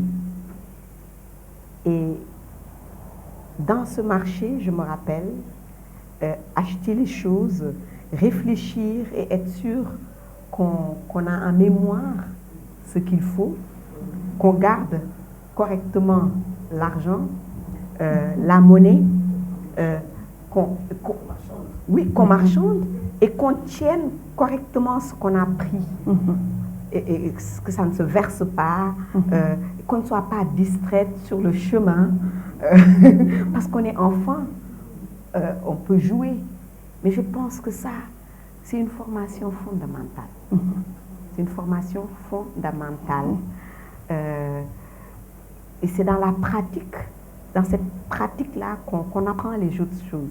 Ça a peut-être l'air de n'avoir rien à voir avec organiser des choses, les géantes invisibles, ou être sur un conseil d'administration, etc. Mais ça a tout à voir. C'est le sens de la responsabilité. C'est cette capacité-là d'organiser et de gérer les choses. Donc, quelque part, je l'ai appris des femmes. Et ce que j'apporte dans nos organisations, parce qu'on va en parler, je l'apprends des femmes. Ami Diop est là, Ami Sek Diop, je reviens à cela. Et je me dis, si des femmes sont capables de s'organiser, de se rencontrer chaque semaine aux Parcelles Assainies, à la maison, voilà, où on organise les programmes, d'être 300 femmes, de mettre 500 francs ou 25 francs dans une calebasse, de le donner à l'une qui va gérer, acheter des choses, revenir, et que chaque semaine ça tourne, ça se passe. Mais je me dis, cette inspiration, imaginez cette capacité d'organiser à un niveau national, au niveau des ministères, au niveau de la présidence et tout ça, cette capacité, cette responsabilité, cette honnêteté, cette générosité. Parce qu'aujourd'hui, je suis une étudiante, éternelle étudiante, avec l'université de Johannesburg, avec CAPSI. Je m'inscris dans cette recherche autour des questions de ce qu'on appelle la philanthropie. Et j'ai décidé, moi, d'étudier la générosité des femmes, tout simplement des villages. Comment elles s'organisent, comment elles font les choses, parce que nous avons beaucoup à apprendre de ces modèles-là. Vraiment, mes inspirations profondes dans l'organisation viennent de nos modèles, j'allais dire, traditionnels. La dernière chose, peut-être que je vais citer sur ça, je suis en train de travailler sur un film sur Ndeye Seck. Ça fait un moment qu'on est dessus, qu'on a fait des images, qu'on a fait beaucoup de choses. Et quand j'ai démarré l'idée du film, c'était de raconter l'histoire de cette femme qui est tambour-major. Elle joue le sabah. C'est-à-dire, tu as une bande d'hommes derrière elle et soyez organisé sabah. Ndeye Seck. Ça fait des années qu'elle travaille avec l'École des Sables, avec Germaine Acogny, etc. Qu'elle voyage partout dans le monde et qu'elle joue de la percussion. Elle vit de son art. Ça, c'est rare. Bravo. Nous toutes, nous sommes artistes un peu sur le côté parce qu'on fait d'autres choses pour vivre. Mais elle vit de son art. Et donc, ma perspective en faisant son film, c'était de raconter l'histoire de cette femme qui fait quelque chose que, au départ, on dit non, c'est pas pour les femmes. Jouer, ça va quelqu'un qui doit se cacher pour jouer, etc.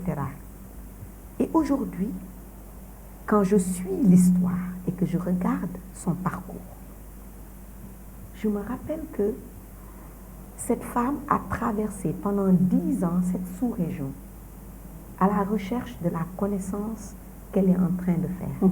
C'est-à-dire, jouer la percussion, c'est un apprentissage. 10 ans où sa famille ne savait même pas où elle était. Où elle est partie d'endroits de Sénégal, Mali, Burkina Faso, Guinée, tout ce que tu peux imaginer. Et je lui pose la question, mais comment? Comment tu fais? Comment tu vivais? Elle dit, quand j'arrive quelque part, je demande à ne que et j'arrive dans une maison et je leur dis, je suis venue pour apprendre. Et on me dit, installe-toi. Et j'apprends le temps et ce que je peux apprendre de là-bas et je quitte ce lieu et je vais ailleurs. C'est-à-dire qu'on a dans nos communautés africaines des modèles d'apprentissage et d'enseignement, des modèles de philanthropie, des modèles de formation doctorante, parce que c'est 10 ans. 10 ans à travers plusieurs pays et plusieurs familles. 10 ans où tu n'as pas d'argent et tu es nourri, logé et on t'enseigne. À quel moment on met de la lumière sur ces choses-là? Et donc pour moi, le film change. Ce n'est plus cette héroïne qui joue le sabbat, elle l'est toujours. Mais on peut aller encore plus loin. Et on peut entrer plus profondément. Et ce sont des modèles. J'apprends tous les jours dans nos communautés comment il faut être et comment il faut faire. Parce que nous l'avons été avant. Ça existait. Il y a des choses qui ont existé avant. Et on peut les retrouver parce que même si dans les accidents de parcours de nos histoires et de nos communautés, même si on a connu des choses qui ont effacé des choses, notre trajectoire a été quelque part brisée. Il y a des choses qui sont restées. Parce que ce sont des motifs. Parce que tout à l'heure, je disais, tu as dit comment faire pour que les femmes, voilà, prennent le pouvoir politique. Je dis que quand les temps ne sont pas favorables, on reste des graines, on s'enterre et on continue à travailler et on construit les racines pour qu'au moment où c'est possible, on puisse bourgeonner. Et c'est ça que les sociétés africaines ont fait. Il y a beaucoup de choses qui n'ont pas disparu. Ça s'est juste calmé. Et si on a le regard qu'il faut, si on a le langage, si on a l'humilité de parler aux gens qu'il faut, on les retrouve. Il y a beaucoup de choses qui existent encore. Ben, tu sais, tu as répondu quasiment à toutes mes questions. On m'a fait signe en me disant que le temps était presque fini. J'en ai une pléthore d'autres. J'aurais aimé que tu nous parles, par exemple, des financements. Comment faire en tant que président du conseil d'administration de Trust Africa? Comment faire en sorte que les financements parviennent aux besoins les plus criants des femmes, par exemple? Si tu pouvais en dire juste un petit mot avant de passer, parce que on a compris à travers tout ce que tu as dit que tu es une femme qui fréquente les grandes instances internationales, mais que tu es également restée une femme de terrain, très proche des réalités. Alors dis-nous juste un mot sur la manière dont tu imagines que les financements de ces grandes instances internationales-là peuvent arriver vers les besoins criants des femmes. C'est triste à dire, mais les financements de ces grandes instances ne sont pas destinés aux femmes de terrain et aux femmes de ces communautés. Ce n'est pas, j'allais dire, un manquement, c'est le design. Le design. Le design, c'est comment les choses sont constituées, qui ne correspondent pas à ces femmes-là. C'est-à-dire, moi je sais ce que Annie Diop, ce que les femmes en pays d'Ogon, ce que les femmes de Diane, les femmes de Pété, les femmes de Dindifelo font et comment elles le font. Mais ce qu'elles font et leur manière de travailler ne correspond pas à les modèles et les façons de travailler des grandes instances dont tu parles. Le minimum que je peux faire, puisque je les fréquente tous, c'est de servir un peu de traductrice, quelquefois de rebelle, quelquefois de personnes qui dérangent. Parce que quand je suis dans certains cercles, je suis obligée de leur dire, je suis désolée, mais vous n'avez pas accès à ces femmes. Ce ne sont pas ces femmes qui n'ont pas accès à ces groupes. Ce sont ces groupes qui n'ont pas accès à ces femmes. Je leur montre l'étendue, non seulement de leur ignorance, mais de leur incapacité. Qu'elles comprennent que ce sont ces institutions-là qui doivent se renforcer, qui doivent se réorganiser, qui doivent s'ouvrir et qui doivent changer pour accéder à la réalité. Parce que pour le moment, tout le travail qui est fait, c'est de pousser et de formater ces femmes-là à s'adapter, à parler anglais et français, à remplir certaines fiches, à répondre à certaines normes, à devenir quelquefois même ce qu'elles ne sont pas, pour pouvoir y accéder. Et moi je dis que c'est le contraire. Ceux qui ont plus de capacités, plus de moyens, devraient eux apprendre la langue de ces femmes, pas le contraire. Devraient eux donner ce qu'elles ont, descendre et aller à leur rencontre, si on veut que les changements se passent.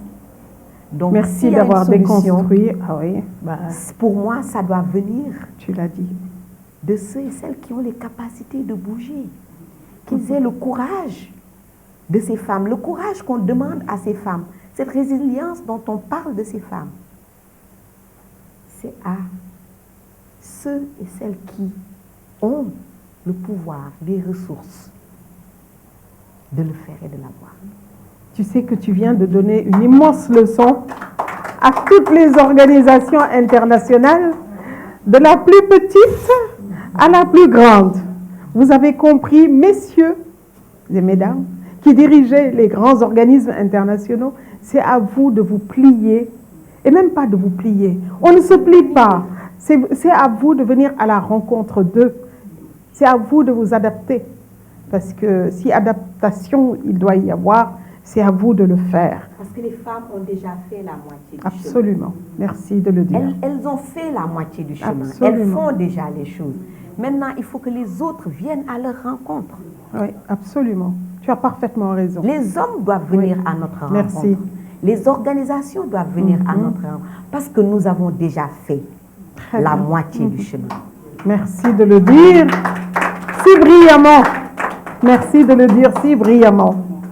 Et bon, je pense qu'on n'aura pas le temps de développer davantage, mais juste un mot avant le mot de la fin, juste un mot sur cette nouvelle génération, parce que toi et moi, nous sommes à peu près de la même génération. Un peu vieille. Non, vieille. Jamais de la vie. On n'est jamais vieille. Hein? Mais que penses-tu, quel regard portes-tu sur les nouvelles créatrices africaines, les jeunes qui sont là et qui reprennent un petit peu ton flambeau? Quel regard tu portes sur elles? Qu'est-ce que tu leur dirais? Alors, mon fils est là qui me dit, maman, arrête de mettre de la musique de 1900. Il dit, moi, 1900. C'est moi. Et c'est vrai. Eh oui, nous sommes des années 1900. Nous sommes de 1900. Parce que pour ceux et celles qui sont nés après 2000, tout ce qui vient avant 2000 est vraiment trop vieux. C'est ça. Et donc, je comprends qu'entre nos parents et nous, il y avait une génération.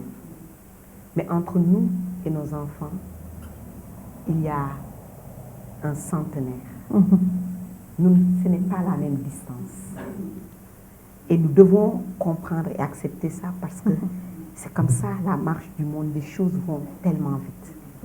Donc mon regard sur ces jeunes féministes, ces jeunes créatrices, c'est un regard d'abord d'admiration. Parce que je me dis, waouh, ils voient les choses autrement que nous. Et c'est un regard d'apprendre. Parce qu'il faut aussi que nous ayons l'humilité de les suivre pour qu'un changement se passe. Et cette génération est dans son rôle, qui est de nous défier. C'est-à-dire, si on se fâche parce qu'elle nous défie, c'est qu'on n'a pas vraiment, nous aussi, compris ou accepté qu'on a dû défier les générations passées pour avancer. Donc, aussi difficile que c'est, aussi pénible que c'est, parce que c'est compliqué, nous devons avoir la capacité d'accepter leurs défis, de les écouter et d'être en relation avec elles dans cette défiance. Parce que c'est ça qui va les porter et nous porter plus loin que nous sommes aujourd'hui. Donc pour moi, j'ai du respect, j'ai de l'admiration et je me mets au service. Même quand je ne suis pas sûre, même quand je ne comprends pas totalement, parce que quelquefois je ne comprends pas, je regarde, je dis, mais qu'est-ce que tu veux? Mais je me dis, nous devons accompagner. Parce que au finish, de toute façon, c'est cette génération qui va nous porter vers là où nous devons aller. Et nous devons leur donner tout ce que nous avons, tout ce que nous connaissons, tout ce que nous pouvons pour qu'elle aille plus loin que nous. Tout simplement. Absolument, c'est parfait, c'est très beau ce que tu dis. Alors, il me reste à vous remercier avant de te donner, on a envie de t'entendre encore et encore, mais avant de te donner la parole, je voudrais remercier tous ceux qui sont ici, qui sont venus, qui se sont dérangés un samedi matin pour venir assister à l'émission. C'était fabuleux ce voyage auquel tu nous as invités. Merci pour ta lumière, Kumba. parce que ce n'est pas seulement ta tenue magnifique qui irradie et qui brille, c'est toute la lumière de ta pensée et de ta générosité qui nous a arrosés aujourd'hui. Merci pour les sourires de tes enfants. Quand on les voit aussi épanouis et aussi beaux, on sait qu'il y a une vraie maman derrière, quoi. Alors maintenant, pour terminer, alors tu as encore de nouveau carte blanche, liberté totale, mais moi j'ai juste une petite envie de tout ce que tu as vu, vécu. Est-ce qu'il y a une image ou une rencontre qui t'a particulièrement manqué et sur laquelle tu aimerais terminer cette émission? Toujours merci. Ces enfants, je les appelle mon gouvernement. Quand Ibrahima et moi parlons de faire des choses, telle date, on doit aller tel endroit, j'ai dit bon, il faut que je consulte mon gouvernement. Et ils m'apportent beaucoup de joie. Ils m'apportent beaucoup de joie. Et ils m'apprennent beaucoup de choses. Énormément de choses. Ils m'élèvent autant que je les élève. Et donc ça, je les remercie. Bien sûr, j'ai beaucoup de familles. J'ai des familles, bien sûr, une famille de sang au Sénégal, au Mali et aux États-Unis. Parce que ce que Ibrahima disait tout à l'heure, quand je parle de ma famille noire américaine, c'est une famille adoptive réelle. Hank Omar, mon fils, a le nom de Hank Sanders, qui est à Selma, Alabama, sénateur. Walter porte le nom, Walter Amadi porte aussi le nom de Walter Turner du Black Panthers Party. Et ce sont des familles. J'ai des familles politiques, des familles féministes. Quand je parle du Forum féministe africain ou bien de la République féministe, c'est des milliers de femmes.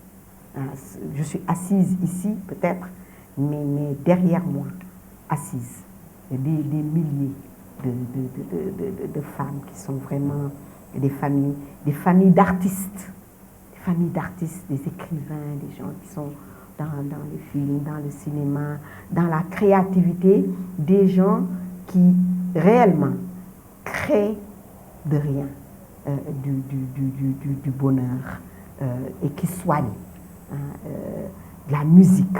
Je pense à Baba Mal ici, à Serif Keita. Ce sont des gens qui nous portent. Si ces cartes blanches, je dois parler de toutes ces familles-là. Je suis solide et je suis confiante et je suis heureuse parce que je m'adosse à des familles, des groupes, des personnes, mais à travers le monde. Je suis profondément panafricaniste, profondément féministe, mais je vous dis que j'ai une famille mondiale, de l'Alaska à l'Inde, à la Nouvelle-Zélande, au Pérou. Et quand je dis famille, je dis vraiment famille, c'est-à-dire c'est des gens que je sais aujourd'hui, si le besoin se pose et que je les appelle, ils seront là, debout, et ils viennent de partout. Et ça me rend confiante à la vie. Ça me donne la possibilité de parler et de porter n'importe qui. Parce que j'ai le sentiment de ce super pouvoir vient de ça. C'est parce que je sais que j'ai des gens sur qui je peux compter. que quand j'organise quelque chose, je n'ai pas peur.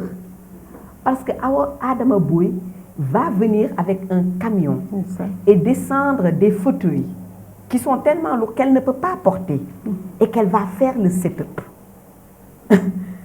Sans souci. C'est ça qui me permet de faire ce que je fais. Parce que je n'ai pas peur, parce que quand j'ai besoin de poisson, si on disait qu'aujourd'hui tout ce groupe tout de suite doit manger du poisson, Je sais qui je dois appeler. Et le poisson frais sera là tout de suite. Parce que je sais qui va le chercher en mer et je sais quelle femme descend de ce poisson de la pirogue. Et que si moi je leur demande, au lieu de le vendre au restaurant et à l'hôtel à 10 000 francs, elles me le vendront au prix normal à moi parce que mes gens doivent manger.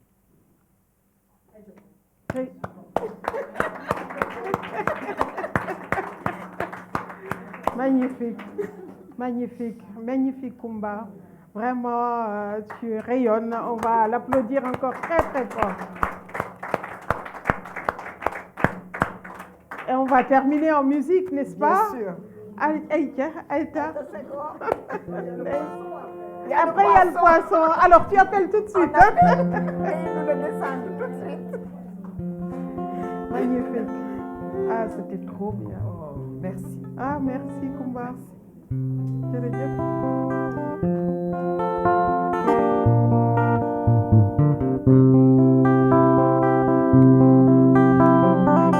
kaay la ñu dem Saraba.